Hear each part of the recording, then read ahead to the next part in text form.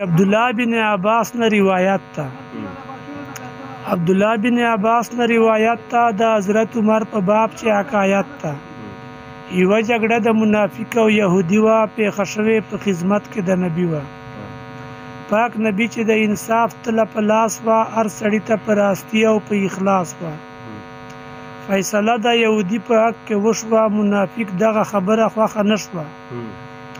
او منافق ویل زه چې زو حضرت عمر ته دا جګړه چې موږ ورسوو سر ته او یهودي شولو په نزړه ور روانو رسیدو سره عمر ته ښه ګویانو او دې ته ګوره چې انصاف غواړي له تانه مسلمان د سبق نه اخلي له مانه زه د پاک نبی انصاف باندې راضي یم زه هر څوک بدمذهبه یهودي یم عمر وویل یو صحت زما در کوره بیا چې روزه نو انصاف ته زما ګوره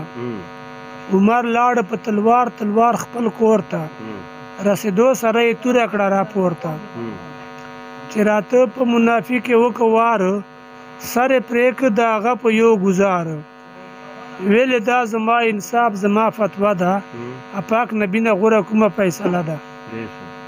او دا خبر جبرائیل یوړو پاک رسول ته د الله په مینه مسو رب قبول ته د فاروق لقب یې ورکړه په بدله کې چې انصاف یې کړی و په فیصله کې او چې نبی په سپینې خولې باندې باور کی ګمان مه کوه چې دا لیدیرې سر کی تبسم مروته ویره کالانه د نبی کیسه دا غوره له هر چا نه